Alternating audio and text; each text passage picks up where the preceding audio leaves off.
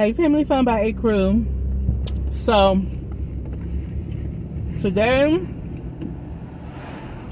I am picking up my munchkin a little early. He threw up at school. He usually gets out at 12, and they called about 11 o'clock. No, maybe 10:50. Anyway, I was straightening up the kitchen, washing dishes, and I already had remembered, guys, let me tell you, if you are a mom, a busy mom with more than 4 children, and you can't rely, even if you don't have more than 4 children, but I'm just speaking because I got 6. Well, I have 7, but 6 at home.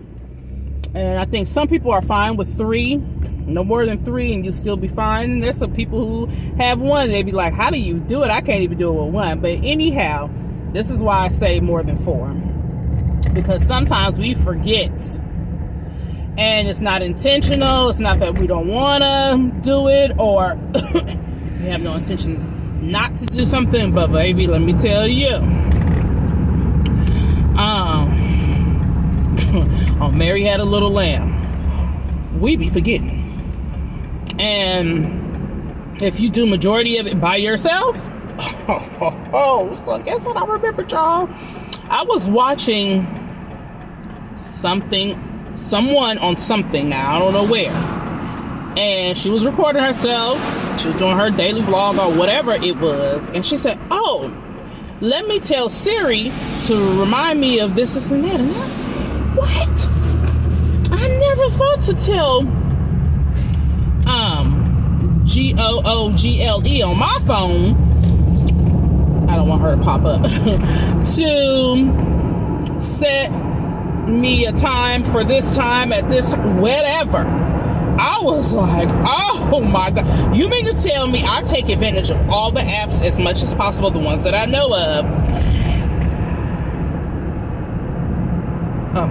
and you mean to tell me I can tell my phone to remind me at a certain time? Oh, guess what I did, y'all? I used it this morning because I've been like, how can I remember to write down what I need to do? Yeah. Oh my gosh. So this morning I was like, okay, I got to pick up the kids at, one of my babies have to be at the doctor at 1 o'clock. So I'm like, okay, phone, remind me at 11 o'clock of this time, and then 11:30 for the lunch or whatever. So I had it in my phone, like the timer, I can still see it counting down. I'm like, thank you, Jesus, for making that stick to my brain or pop up in my brain to do that, because I'm not forgetful Jones intentionally, but baby, I'm forgetful Jones. So yeah, I did that. But then guess what, y'all? As I'm cleaning up the doggone kitchen, my kindergarten, the office calls and tell me that he done threw up and I gotta come get him. Threw my whole thing off. So anyway, it is what it is. I gotta pick him up, and then I took my time. I finished doing that little area of the kitchen I was doing, over the weekend, because they didn't go to school Friday. My house is tore the hell up. When they go, and I can kind of manage it, but shit, I can't. I mean, excuse me, I just be passing. I don't remember. But I want to get to a place to where I can afford to hire somebody to help clean up, and I need to learn organization. That is a key. It's not so much always the cleanliness, which it is, but it's more so being organized, because when you have a lot of people, and especially small people, that's still learning what you telling them to do and their own self at the same time, that is a hassle. So I said I ought to ask these teachers, because they have them organized and stuff at school. Everything be in order at school.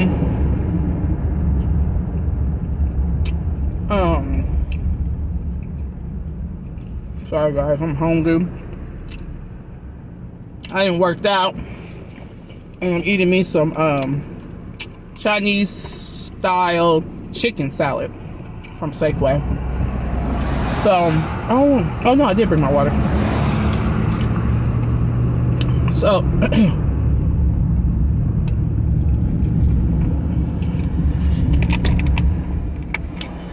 so yeah, that's that. That's what one of the things I wanted to say. Also, I wanted to talk about. Okay, good. I stopped at the light. Maybe my brain can stay focused. But what I really want to come on here and talk about is basically getting your life together. And it's not going to happen overnight. Sometimes we think that things are supposed to jump right off the bat and be right back. And let me tell you, I was one of them. That's how I know to talk about this. And so when I first became homeless, I thought that I can get back to being that girl that I was before. Dude, no. Because mentally, I was disconnected from the real world and reality. I was still there, but I was disconnected. And so when people post certain things, I'll be like, well, when did they start doing this? Or how did you even know to look for, so mentally, ooh, that did a doozy on me, and I didn't even know. I knew it did, but I didn't know to what extent. So there's no jumping back to who you were, because it's not meant for you to be, I guess, back to who you were. Now, not to say that you can't, like I was a party girl, and not to say that you can't continue on in that particular lifestyle, but it's going to be different. And I can feel the difference. And so, but before getting to this point, my feelings were so hurt because I knew it. I knew deep down inside that there was no way I was going to ever get back to that particular lifestyle. My business was booming. Like I want my business to boom again, even better. And I'm still learning a lot of things, but my business was one of my babies. That was my main baby, okay? But before the business, I was always a party girl. I was ready to show up and show out. I was the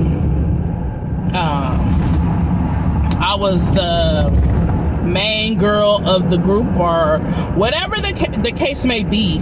I was her. And not to say that I'm not her again, it's just coming at a different value. It's coming at a different value. And I had to learn that about myself and about this, and about this situation. The situation taught me something, being more reserved. It also taught me to be humble, but then also at the same time, you don't have to stop what you're doing. You can still be humble and still be the wild child, if you get what I'm saying. And I hear like a lot of people saying don't be humble, because humble keeps you stagnated, and that's not true. It depends on how you look at the humble. Now, humble keeps you stagnated until, for me, I'm gonna talk about me.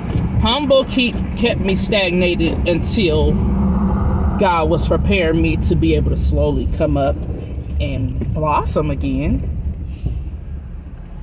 But that does not mean that it's keeping me down. Is that door locked? Yes. Okay. I saw the way you push it. Okay. That does not mean that I have to stay down. I have to not focus on my business anymore. That's not what that meant. I had to stay down because I kept trying to rush the process.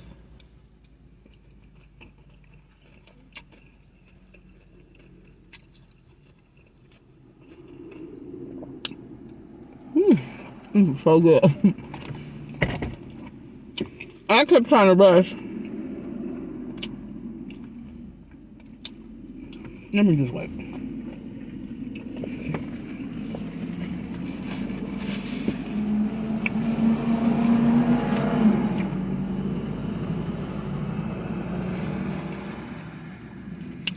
I kept trying to rush the fact that I did need to sit down and be quiet. I did need to evaluate. I did need to look at my circumstance. I did need to see what I needed to get rid of. I did need to see what people were doing to me. I did need to see what people were saying about me, even though I know people talk about me. People gonna talk about you all your life.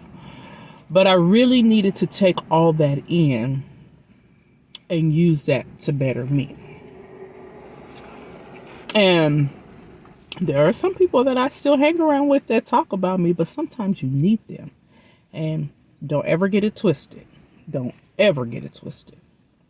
But you definitely need them. You may not know why you need them. Oh, I know why I need mine.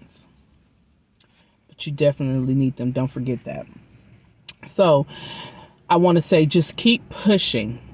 Keep pushing. It's going to be hard. It's going to be hard. It's going to be hard. But you will get back to that safe space to where you can come out and blossom. And that's what I did for the concert. And I didn't buy anything new but that hair. And the earrings. Like I bought these. The hair and the earrings. And I said, no, Nashira, don't go do like you used to, spend all your money on an outfit. And I don't have many clothes. I don't. That's another thing. I don't have many clothes. But all the week prior to that, my mind was saying go buy something, but my body wouldn't let me. And I followed it. And guess what? If you saw the shorts, if you saw the video, I felt good and I looked good. And can't nobody tell me nothing. People could say what they want to say, but can't nobody tell me nothing. You have to feel good for you. And that's one of the things that I learned. I was trying to show up and show out prior for people to tell me I look good. But God set me back and set me down to show me that I should not have to wait for no one to tell me I look good. I'm supposed to already know. I'm supposed to already know. And if I don't know, well, now I do. So definitely don't take anything for granted. Don't take anything that you go through for granted. Don't be mad. You can be sad, but don't keep yourself down. Keep thinking, keep staying up in thoughts. Your body, you may be down mentally, you may be down physically, you may be down financially, but keep your thoughts positive and just keep looking up. Because if you keep being negative on yourself, if you keep telling yourself you're staying down, that's exactly where you're going to be. And I was like that at first. And then I'm like, well, if I keep saying this, then that's what it's going to be. So stay positive in everything negative that you're going through. Anything that's trying to hinder you, anything that's trying to keep you down. Do not let the devil win. Do not. Get behind thee, me, Satan, because you are not winning over here. Okay? So my baby bailed and run. They probably like, where is this boy mama at? But I just want to come in there and say that I think I kind of veered off a little bit, but that's okay. We're going to have more talks, because when I say I have a lot to talk about and I'm learning to talk about it, I was going to keep all this in. And I'm like, for what? Because you can help somebody else. Whether it's somebody younger, because I was once younger, a young mother as well in college. Or you can help someone older, like my mom, who took care of my sister's children. So there's all walks of life, going through something at all stages of life, okay? All right, have a good day. Bye.